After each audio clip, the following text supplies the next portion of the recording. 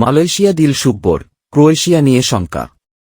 বিস্তারিত জানতে ভিডিওটির শেষ পর্যন্ত দেখুন। বাংলাদেশের প্রায় 18,000 কর্মীর গত বছর 31 মের মধ্যে মালয়েশিয়া যাওয়ার কথা ছিল। নানান জটিলতায় তাদের যাওয়া হয়নি। এর মধ্যে 7,964 জন প্রথম ধাপে দেশটিতে যেতে পারবেন বলে কুয়ালালামপুরে বাংলাদেশ হাইকমিশনকে জানিয়েছে মালয়েশিয়া সরকার। বৈদেশিক শ্রমবাজার নিয়ে মালয়েশিয়া থেকে এমন সুখবর এলেও ক্রোয়েশিয়া নিয়ে দিয়েছে নতুন শঙ্কা। দেশটি বাংলাদেশের নাগরিকদের জন্য কাজের অনুমতিপত্র ও ভিসা দেওয়া বন্ধ করে দিতে পারে। রিক্রুটিং এজেন্সি ও কর্মী ভিসা পাওয়া কিছু বাংলাদেশির অপতৎপরতার জন্য এমন আশঙ্কা দেখা দিয়েছে।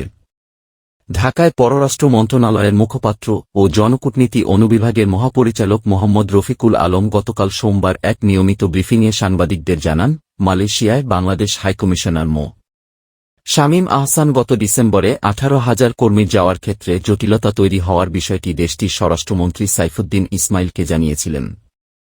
সাইফুদ্দিন পর্যায়ক্রমে বাংলাদেশের কর্মীদের নেওয়ার জন্য যাচাই-বাছাই করতে হাইকমিশন ও মালয়েশিয়ার ইমিগ্রেশন বিভাগের সমন্বয়ে একটি কারিগরি কমিটি গঠনের পরামর্শ দেন। এ কমিটি গত এক মাসে 2টি বৈঠকে বসে। মালয়েশিয়ার সংশ্লিষ্ট সব কর্তৃপক্ষের সঙ্গে আলোচনার পর কমিটি 18,000 কর্মীর মধ্যে 7,964 জনকে প্রথম ধাপে দেশটিতে যাওয়ার জন্য বাছাই করে।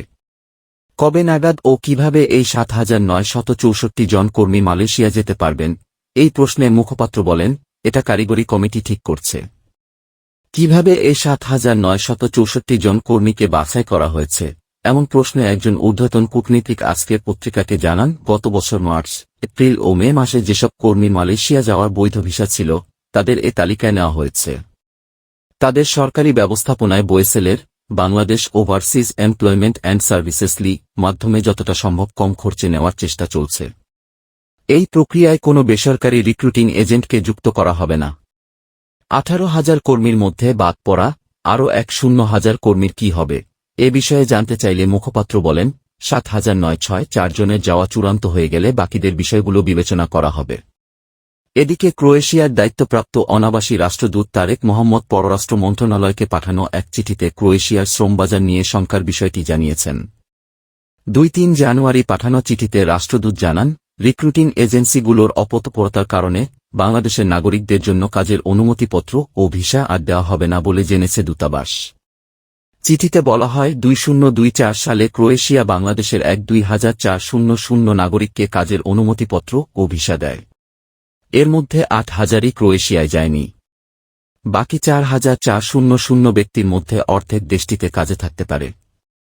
ক্রোয়েশিয়ায় কাজের অনুমতিপত্র নিয়ে সেনজেনভুক্ত অন্য দেশে বাংলাদেশের অনেক নাগরিক অবৈধভাবে কাজ করায় ইউরোপিয়ান ইউনিয়ন ইইউ কড়া প্রতিবাদ জানিয়েছে। বেআইনি অভিবাসন বন্ধের জন্য পদক্ষেপ নিতেও ইইউ ক্রোয়েশিয়া সরকারকে বলেছে। রাষ্ট্রদূত তারেক মোহাম্মদ জানান, বর্তমানে 6 থেকে 7,000 বাংলাদেশি ক্রোয়েশিয়ায় কর্মী হিসেবে থাকতে পারেন, যারা প্রধানত নির্মাণ খাতে, রেস্তোরাঁয় ও খাবার সরবরাহ সহ নানান কাজ করে থাকেন। দেশটিতে বিদেশি কর্মীদের জন্য কাজের পরিবেশ ও বেতন ভাতা সেনজেনভুক্ত অনেক দেশের চেয়ে ভালো।